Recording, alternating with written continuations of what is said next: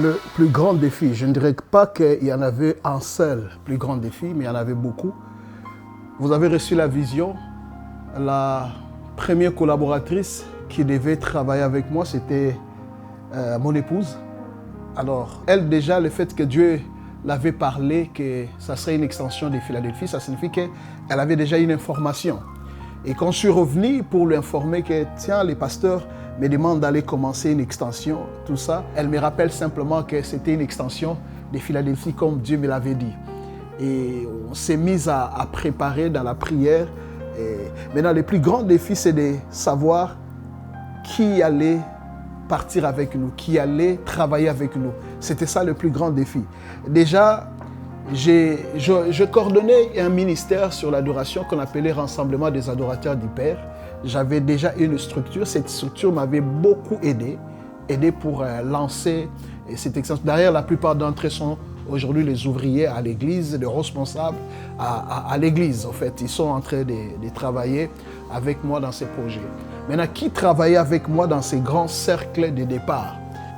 Je bénis Dieu parce que l'apôtre Roland dit toujours, quand Dieu aime une personne, il lui donne des hommes.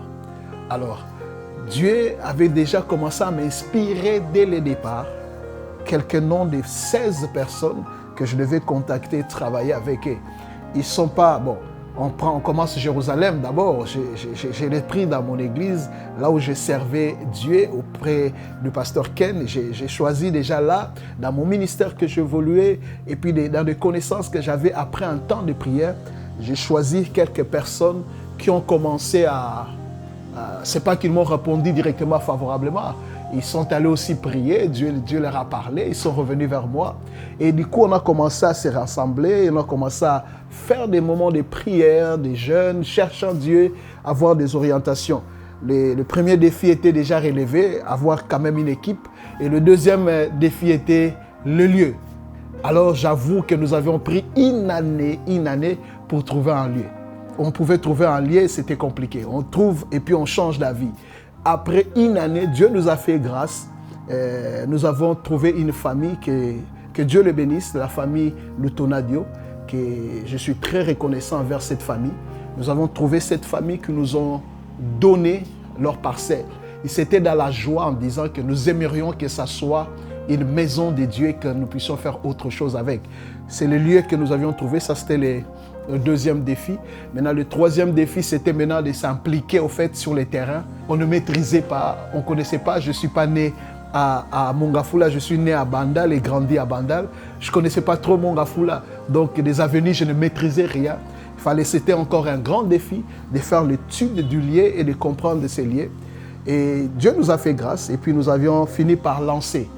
Nous avons lancé par un séminaire, appel à la montagne. Donc, comme j'aime beaucoup la prière, Dieu nous a inspiré d'aller dans la direction de la prière parce que nous sommes une église des prières et des ouvriers. Alors, nous avons lancé un séminaire qui nous a amenés jusqu'au culte inaugural un certain 9 février 2020. Et quand nous avons lancé cette extension, le culte inaugural a été tenu par notre père, le pasteur Ken. Il nous a laissé l'église pour conduire.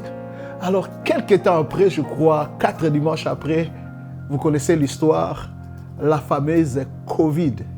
La Covid est arrivée, tout devait s'arrêter, juste à peine que nous avons commencé, et du coup, nous avons arrêté.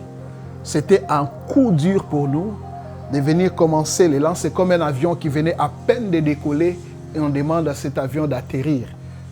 Alors, c'était un coup dur pour nous, c'était vraiment compliqué. Je me posais beaucoup de questions.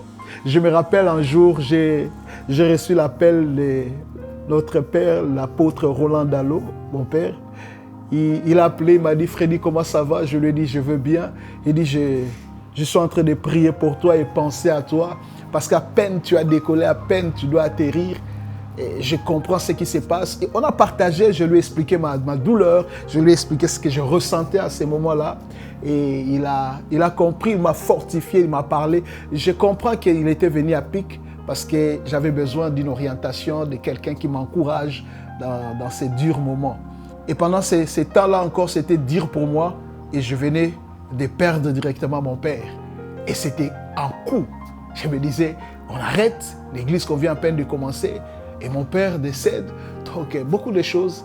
Et après un temps, 4 mois, je crois, et on a un certain le 16 août, si ma mémoire elle est bonne, c'est février, on a repris.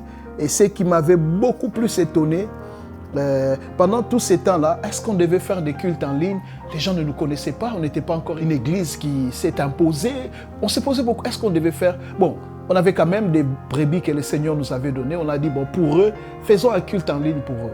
Et c'était pour nous les moments merveilleux parce que pendant cette période, vous savez que les églises vivent par les offrandes, par toutes sortes de donations.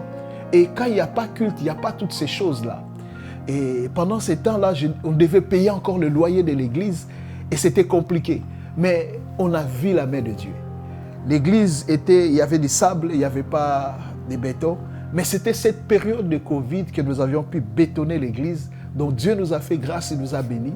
Au travers des lignes, les gens venaient à l'église, on mettait des paniers, ils laissaient leurs offrandes. C'est une très bonne, une merveilleuse expérience que nous avions vécue. Et nous avions repris, par la grâce de Dieu, les gens sont revenus et nous avons continué l'église jusqu'à aujourd'hui. L'église a 5 ans.